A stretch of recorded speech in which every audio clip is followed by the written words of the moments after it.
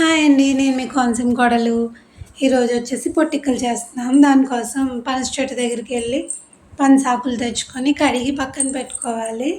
ఇవి కొబ్బరి ఈనెల నుంచి తీసిన స్టిక్స్. ఇవి లేకపోతే టూత్ పిక్స్ అన్నా యూజ్ చేయొచ్చు. టూత్ పిక్స్‌ని మధ్యకి కట్ చేసి ఇలా స్టిక్స్ కింద తయారు చేసుకోవచ్చు. 2 ఆకులు కలిపి ఒక స్టిక్ పెట్టాము. నెక్స్ట్ వచ్చేసి 3 ఆకులకి కలిపి ఒక స్టిక్ పెట్టాలి. అవతల సైడ్ కూడా సేమ్ ఈ 3 ఆకులకు కలిపి ఒక స్టిక్ పెట్టాలి. ఇవి మరి ముదరాకులైనా బాగోవు, చిరిగిపోతాయి అన్నమాట స్టిక్స్ పెట్టినప్పుడు. లేతవైనా కూడా అంతే. చూసి మనం ఆకులు తెచ్చుకోవాలన్నమాట. ఇలా ఫోల్డ్ చేసినప్పుడే మధ్యలో ఏమాత్రం గ్యాప్స్ లేకుండా చూసుకోవాలండి. ఫోల్డ్ చేసిన మధ్యలో గ్యాప్స్ ఉంటే మట్టుకి పిండి బయటకు వచ్చేస్తుంది. ఈ బ్యాక్ సైడ్ పెట్టినప్పుడు కూడా మనం స్లోగా పెట్టుకోవాలి ఆకు చిరిగిపోకుండా.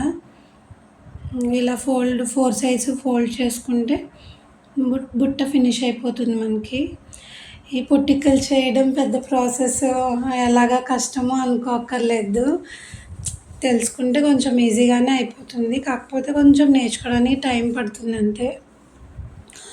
1, 2 రాకపోయినా థర్డ్ వన్ కన్ఫామ్‌గా వచ్చేస్తుంది.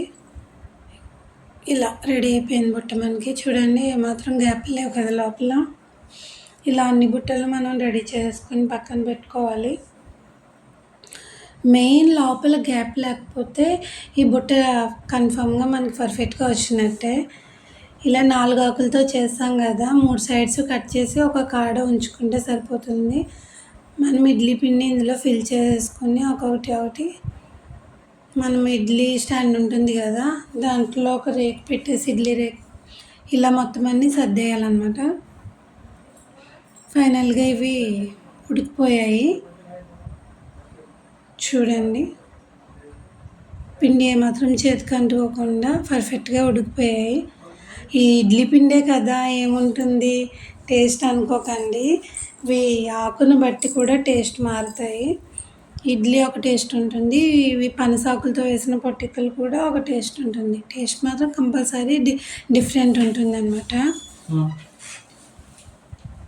ఇప్పుడు దీన్ని స్లోగా చల్లారాక ఓపెన్ చేసుకోవాలి. పర్ఫెక్ట్గా వస్తాయి మనకి. ఈ స్టిక్స్ తీసేసి ఒక్కొక్క ఆకు తీయాలి. చూడండి పర్ఫెక్ట్గా కుక్ అయిపోయాయి.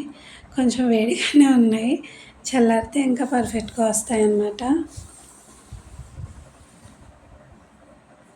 దీనిని అల్లం చట్నీ లేదా కొబ్బరి చట్నీతో తింటే బాగుంటాయి.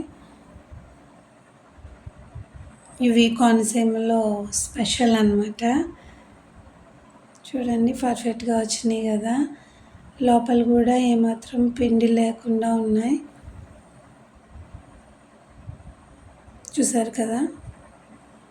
ఓకే, నేను కొబ్బరి చట్నీతో